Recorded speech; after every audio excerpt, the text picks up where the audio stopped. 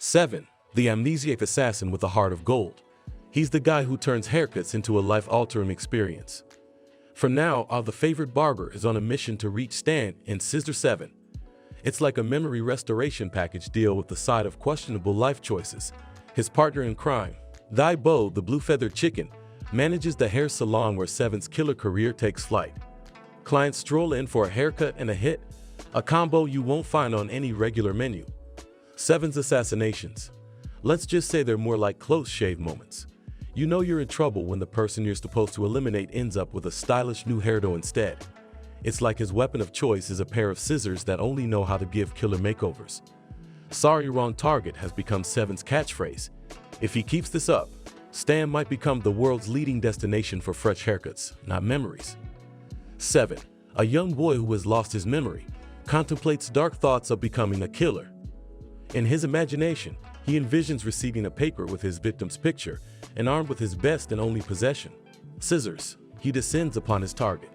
Following the successful defeat of his victim, he returns to the one who hired him, only to unexpectedly turn against and eliminate his employer as well, driven by the payment for the task. Returning to reality, Seven sits with his only friend, Doibo, and together they share laughter about their dreams. Seven's livelihood revolves around selling beef, but when a guest arrives at his stand, Seven attempts to provide them with a meticulously prepared dish, using his legendary scissors. Unfortunately, the kid rejects the offering, deeming Seven's beef unprofessional.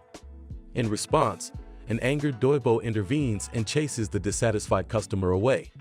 Seizing the moment, Doibo suggests that they embrace a career as killers, promising more money and fame.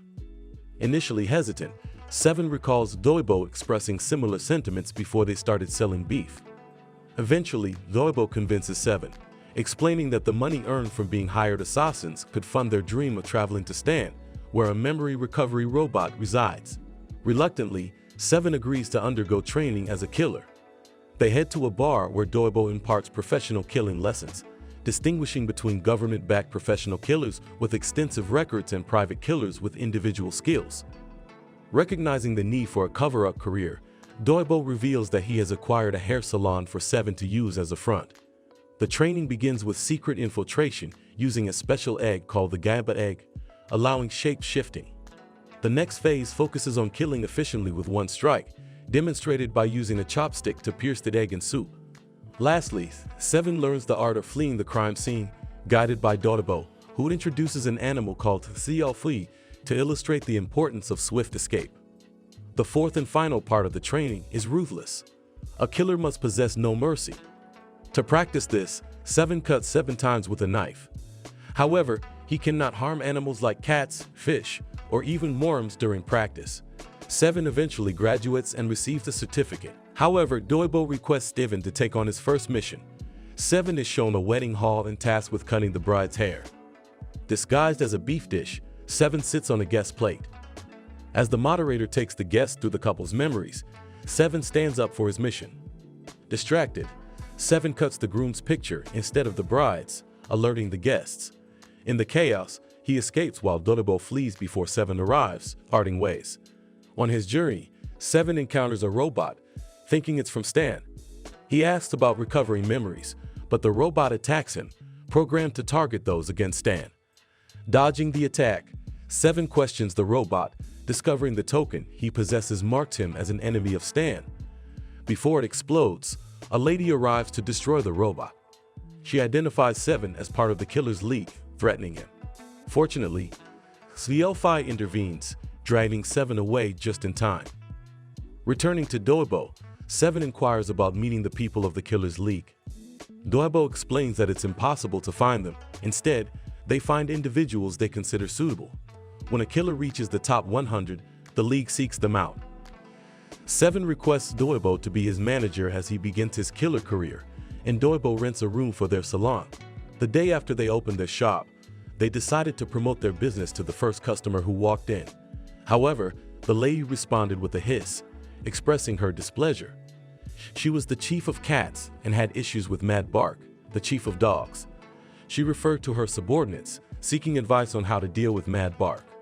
One of them suggested employing scissors. Later that evening, she met with a cat named Seven and assigned him the task of stabbing Mad Bark in the eyes by sunrise the following day. As Seven approached the dog's cave, he noticed there were several of them. To blend in, he took out an egg, transforming himself into a dog. Upon entering the cave, someone threw a ball at him, and despite taking the hit, he realized it was a prank. Undeterred, he dodged subsequent items thrown at him. Determined to reach the heavily guarded Mad Bark, Seven crawled on his back until he reached him. However, the dog in the picture given to Seven didn't match the one in front of him. Nonetheless, Seven assumed it was Meow's target. Mad Bark questioned Seven, and when Seven called out a dog's name, Mad Bark sensed he smelled like a human. To test him, the dogs asked Seven to eat, demonstrating how it's done. Unable to eat like a dog, Seven threw the food, revealing his human form. He attempted to stab Mad Bark in the eyes, but Mad Bark caught his hands, squeezing his bones. Desperate, Seven tried using his feet, only to fall into Mad Bark's capture. Mad Bark tortured Seven, demanding to know who hired him. Seven's refusal leads to him using his tongue to provoke Mad Bark, causing an angry reaction. In response, Mad Bark takes his guitar, playing disruptive sounds to disturb Seven. After playing, he attempts to strangle Seven, but notices a picture Meow gave him. Mad Bark realizes Meow sent Seven and explains that he took the picture during his days as a stray dog singer in a restaurant. Meow used to come every evening to watch him sing, leading to them falling in love and making promises of loyalty. Meow warns Seven of dire consequences if he betrays her. Seven, assuming Mad Bark betrayed Meow, learns that Mad Bark left Meow for her well-being. Mad Bark heard that a dog and a cat couldn't have offspring due to different breeds, and since Meow wanted a child, he left so she could have a cat offspring. Seven advises Mad Bark to reconcile with Meow. Then, using an egg, Seven transforms into a floor tile and silently moves away. Mad Bark, realizing his mistake, serenades Meow with his musical instrument, apologizing for leaving her. They reconcile, with Meow thanking Seven for his help. As Meow and Mad Bark embrace, Mad Dog advises Meow to reward Seven. Suddenly, a lady arrives with a sword menace 13, the 37th killer on the ranking. Meow confronts her, and 13 reveals her desire to kill Mad Dog. Suspecting Seven's involvement, Mad Dog questions Meow about anyone other than Seven. Seven, realizing 13 will kill him if not revealed, escapes while Meow releases her dogs on 13. In an open place, Seven changes into his normal appearance, confessing to 13. However, 13 doubts him and attacks, forcing Seven to feign invisibility. To distract her, he transforms into stone. As 13 walks away, a dog defecates on the stone, calling her back. Seven transforms into half durian, injuring her legs. Despite revealing his identity as killer number 17,369, 13 remains determined to kill him. Seven calls his companion Xiaofai for help. However, 13 uses her darts, dragging Seven back. In the struggle, Xiaofai gets hit by a dart, weakening him. Seven splits his scissors and attacks 13, who counters with her swords. In a final move, Seven kisses 13, infuriating her as she prepares a powerful blow to defeat him. At this juncture, Seven had resigned himself to fate. However, a colossal figure intervened, preventing the sword's descent. It was revealed that Xiaofai had transformed into a monstrous being due to a dart's influence. After striking 13, she conceded defeat. She summoned her hawk to carry her away, promising to return to confront Seven. Meanwhile, Meow and her cats arrived, anticipating a confrontation with the disgruntled Seven. In a surprising turn of events, Seven found himself in a peculiar situation at his salon. Instead of encountering a furious Bark, a customer presented a picture. Assuming it was the desired haircut, Seven assured the woman that he would do his best. As he roughly cut Chairman Yang's hair, she disclosed an unexpected request. She didn't want a haircut, but insisted on the person in the picture being eliminated. Threatening to burn down his salon if he refused, Chairman Yang revealed herself as the head of the Island Purity Society. The person in the picture was a notorious pervert, and the society members had voted for his demise. Accepting the mission, Seven disguised himself as a Pole, observing the target leaving the boutique. Seizing the opportune moment, he attracted the man's attention and transformed into a female pant. Entering the man's residence, Seven hung himself on a pant frame, blending in with other garments. Seizing a moment of distraction, he leaped down with scissors in hand to attack the man. However, the situation took an unexpected turn when the man, in a fit of distraction, mistook Seven for a regular pant and threw a stone at him.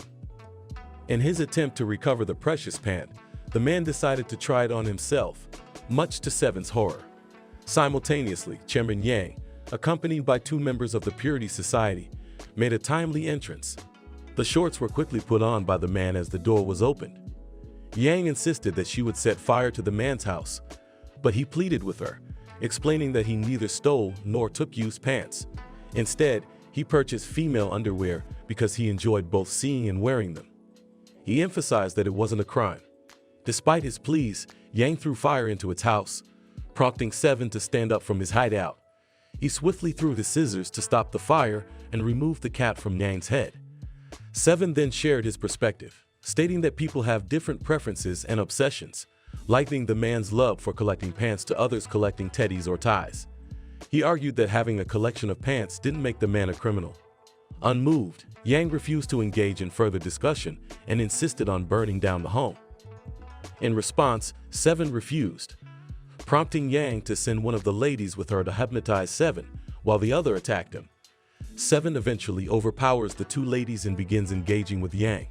Employing a surprise tactic, he forces one of the women out of the house. The grateful man expresses his appreciation to Seven for rescuing him, mentioning it as the first time he felt such relief. Seven playfully tries on one of the panties. Securing another job, Seven transforms into a carton, positioning himself next to Granny Chen, who sells oranges. Chen calls a young man to sample an orange before purchasing. Upon discovering the orange is not sweet, the man insists on buying the one he tasted and inquires about the price. Chen informs him that the oranges are priced at 200 yen per pound. Using the weighed orange as a reference point, she asks the man to pay. When he refuses, she kicks her oranges, causing a commotion that gathers onlookers who criticize the man. Eventually, the man reluctantly agrees to pay for all the oranges. After settling the payment, Chen laughs and prepares to leave. She heads to Rushi Elementary School to pick up her grandson. Seven, still in carton form, follows her. When she notices him, she steps on the carton, squeezes it, and places it in her bag, hoping to sell it. At the school, she waits for her grandson, Xiao Long. While waiting, a dog walks by, and Chen playfully teases it with a bone. Seizing an opportunity to strike, Seven plans an attack. However, when the dog and Chen struggle for the bag, Seven is forced to revert to his original form, tearing Chen's bag. Despite the damage, Chen insists that Seven compensate her for the torn bag. In an attempt to extract payment, she stabs and beats Seven, who lacks the funds to settle the debt. As the school bell rings, Chen leaves Seven behind to collect her grandson. Upon seeing Xiao Long's poorly barbered hair, she assumes he was bullied and questions him about the perpetrator. Xiao Long points at Seven, who suddenly recalls him as the boy a man brought to him that morning. Seven deduces that the man who hired him to kill Chen is her son and Xiao Long's father. Chen was once again targeting Seven persistently, unaware of the fact that Doibo had mentioned Seven's irrationality. Chen failed to realize that defeating a person involves targeting their loved ones. In response, Doibo decided to shoot arrows at Xiao Long, Chen's loved one. Despite Chen rushing to protect Xiao Long, she valiantly sacrificed herself for her grandson.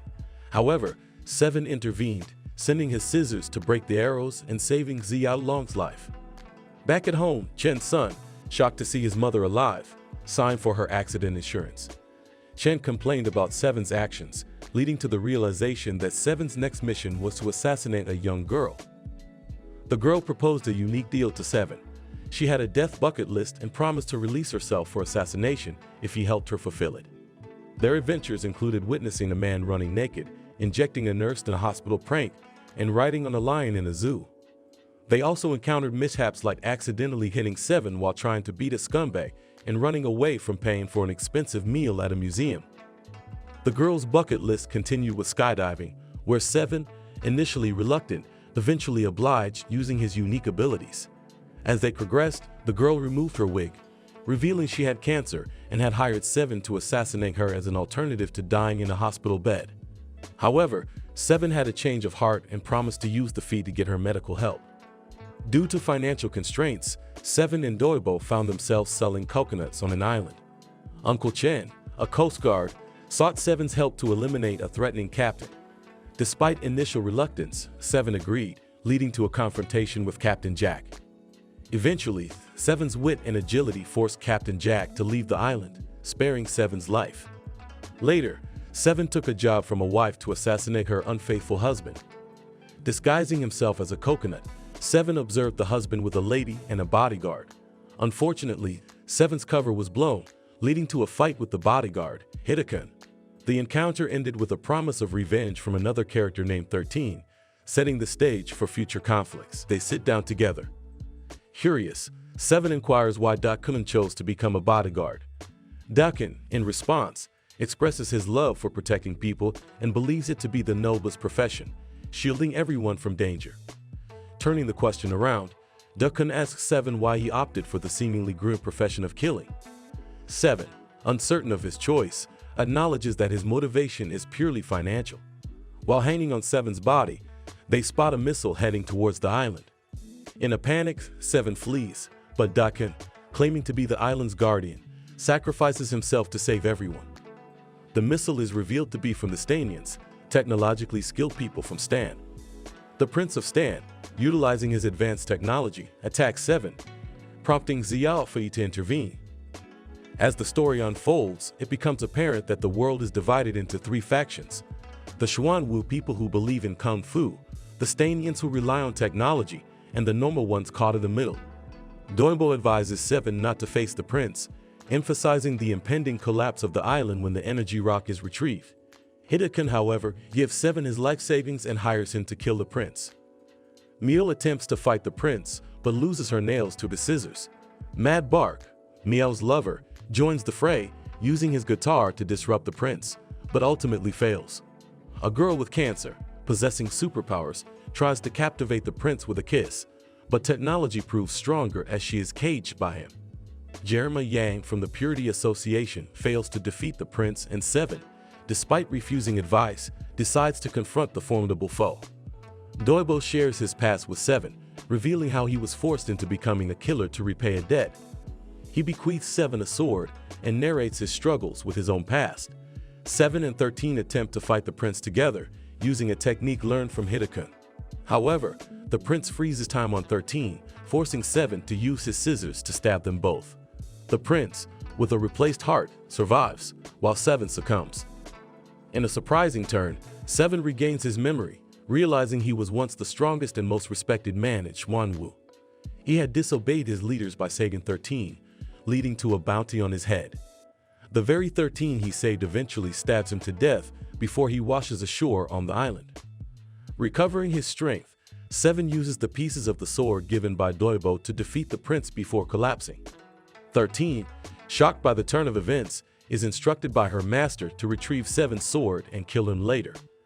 7 wakes up at his shop, meeting grateful villagers, but he remains focused on retrieving his scissors. In a touching moment, 13 assists 7 in carving another pair of scissors, symbolizing a new beginning.